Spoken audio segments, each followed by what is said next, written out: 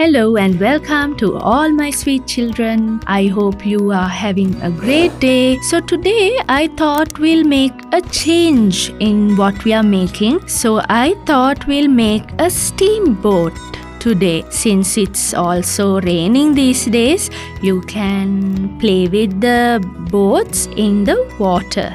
So please bring a paper so that we can make it now. So I'm using a 18 into 18 centimeter piece of paper, which I'm folding like this on both sides to make two triangles.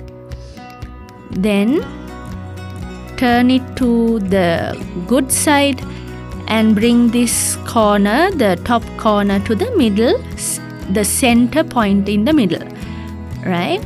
Then fold it backwards like this. Fold it again like this. Then this side has to be folded over like this so that you get two halves. Now turn it around again like this and put two marks like this. Watch carefully where I'm marking it. So draw those two spots like that, somewhere here and there. Now fold it across that line, that imaginary line. Now can you see that there are two flaps here? So open it up like this. Now the line that we folded before we are going to use, right? So do the same thing on the other side. Fold it like that. And then see, you'll see that you have a boat already.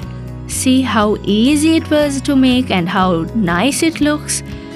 Doesn't it look like a real steamboat?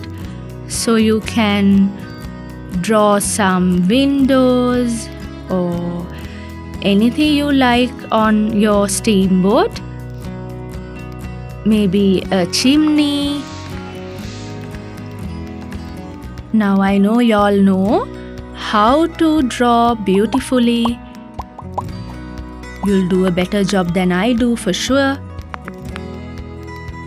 See, try this because it's easy and pretty and you can even play with it.